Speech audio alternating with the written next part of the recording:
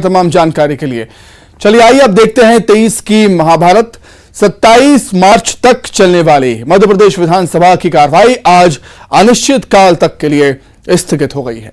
विधानसभा की कार्रवाई अपने तय समय से पहले ही खत्म हो गई, जिसके बाद संसदीय कार्य मंत्री नरोत्तम मिश्रा ने प्रेस कॉन्फ्रेंस कर विपक्ष को घेरा।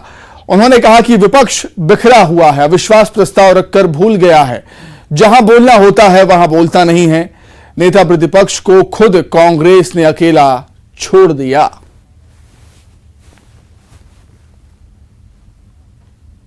बैठे हुआ आज तक मुख्यमंत्री थे तब, नेता प्रतिपक्ष थे तब और कांग्रेस के अध्यक्ष थे तब।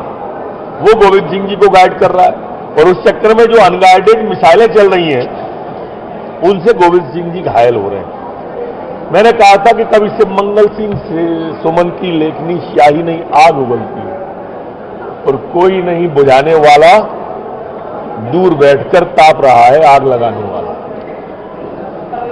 एक भाषण आपने ऐसा नहीं सुना होगा कमलनाथ जी का जो सारगर्भित हो, जो हाउस की मान्य परंपराओं के ऊपर आधारित हो, जो नियम प्रक्रिया पर आधारित हो, लेकिन कैसे हाउस क्षतविक्षत हो जाए इसकी वो पूरी कोशिश करते और करा भी रहे।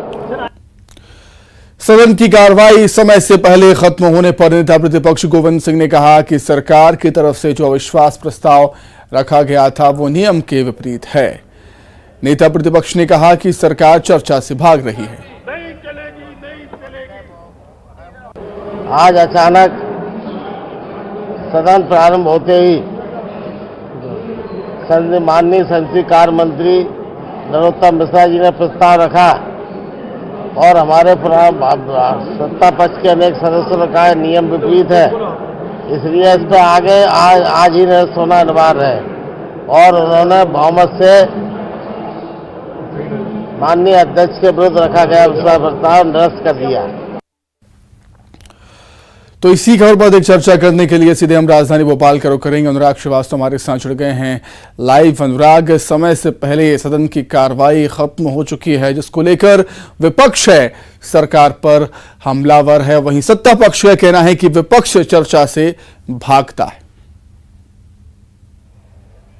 बिल्कुल, देखिए 27 मार्च तक विधानसभा का बजट सत्र चलना था, लेकिन अपने तय समय से पहले आज ही सत्र खत्म हो गया। आज सेकंड हाफ में जब सदन की कार्रवाई शुरू हुई, उसी समय अविश्वास प्रस्ताव जो कि विपक्ष के द्वारा विधानसभा स्पीकर को लेकर लाया गया था, उसको संसदीय कार्य मंत्री के द्वारा जो है खारिज करने की बात कही गई, क्योंकि सत्ता पक्ष की तरफ से कहा जा रहा है कि विपक्ष के द्वारा अविश्वास प्रस्ताव की सूचना दी गई थी, लेकिन उसका संकल्प पत्र यानी कि नियमों के मुताबिक नहीं लाया गया था और इसी को लेकर सदन के अंदर खासा हंगामा हुआ और उसके बाद जो है विपक्ष ने वॉकआउट कर दिया और पूरा का पूरा बजट जो बजट मांगों पर चर्चा होनी थी वो कुछ ही मिनटों की कार्रवाई के साथ पूरा कर लिया गया और सदन की कार्रवाई को अनिश्चित काल के लिए स्थगित कर दिया गया। पक्ष और विपक्ष एक दूसरे को इसके लिए जिम्मेदार बता रहे हैं। विपक्ष का कहना है कि चर्चा नहीं करानी थी, इसीलिए बजट बुलेटिन लाया गया और वित्त मंत्री के भाषण के साथ बजट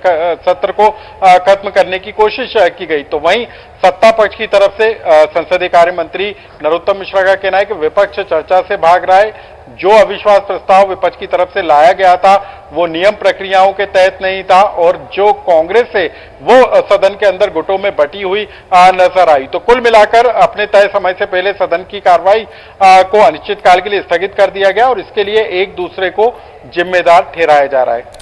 ठीक है अनुराग, बहुत शुक्रिया आपका। आप हमारे साथ बने रहिएगा, कुछ और खबरों पर आपसे हम जानकारी देंगे।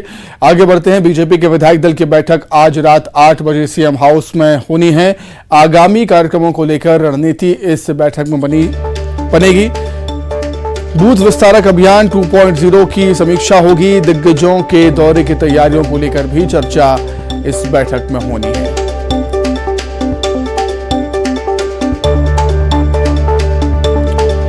अनुराग लगातार हमारे साथ बने हुए हैं लाइव। अनुराग, बीजेपी कहती है कि वह हमेशा इलेक्शन मूड में रहती है और लगातार एक्शन में बीजेपी के जो नेता कार्यकर्ता हमें नजर आते हैं। आज फिर एक बड़ी और अहम बैठक हम कह सकते हैं रात 8 बजे।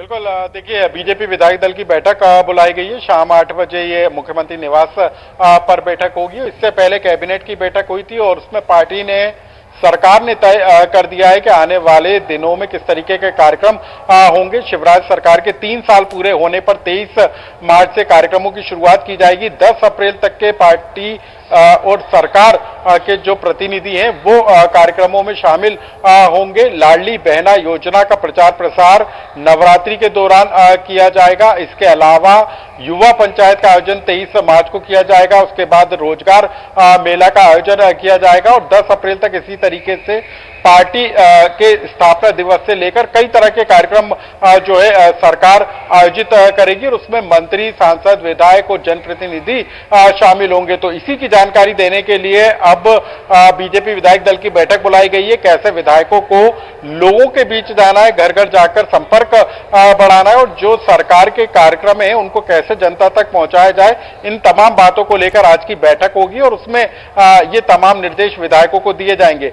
बीजेपी पूरी तरीके से चुनावी मोड पर आ चुकी है। बीजेपी के अध्यक्ष जेपी नड्डा का भोपाल दौरा होना है। उससे पहले अमित शाह छिंदवाड़ा के दौरे पर आएंगे और उसी दौरान कई तरह के कार्यक्रम अब सरकार करती हुई नजर आएगी और उसी के तहत हर एक जनप्रतिनिधि की भागीदारी को सुनिश्चित करने की कोशिश है और इसी को लेकर आज विधायक दल की बैठक में भी चर्चा होगी। निश्चित तौर पर अनुराग, लाडली बहना योजना सीएम शिवराज की महत्वाकांक्षी योजना है और इस योजना को जन जन तक पहुंचाने की, प्रदेश की बहनों तक पहुंचाने की, महिलाओं तक पहुंचाने की बीजेपी की कोशिश है। निश्चित तौर पर आज जब ये बैठक होगी बीजेपी की, इस योजना के बारे में भी जिक्र किया जाएगा। बिल्कुल देखिए सरकार ने तय किया है कि नवरात्रि के मौके पर लाडली बहना योजना को जो है जन जन तक पहुंचाया जाएगा। इसका प्रचार प्रसार किया जाएगा। बैनर होर्डिंग्स के जरिए योजना की जानकारी आम लोगों को दी जाएगी और इसमें एक बड़ी भूमिका विधायकों की भी होगी। इस बात की जानकारी आज बैठक में दी जाएगी कि कैसे लाडली बहना योजना की ब्रांडिंग विधायकों को करना है, कैसे लोगों को बताना है और साथ ही जो शिविर लगाए जाएंगे उसके जरिए लोगों की मदद किस तरीके से करना है, उनको बताना है कि कितने दस्तावेज इस योजना के तहत आवेदन करने में उनको देना है, उसमें कैसे मदद होगी और सरकार की राशि कैसे उनके खाते में आएगी। तमाम बातों की जानकारी विधायकों के जरिए आम लोगों तक पहुंचाने की कोशिश में सरकार है और यही वजह है कि विधायक दल की बैठक में इन तमाम बातों को लेकर आज। ठीक है, बहुत शुक्रिया अनुराग जुड़ने के लिए, तमाम बातचीत के लिए। आगे बढ़ेंगे बेटे, इनसे बड़ी खबर।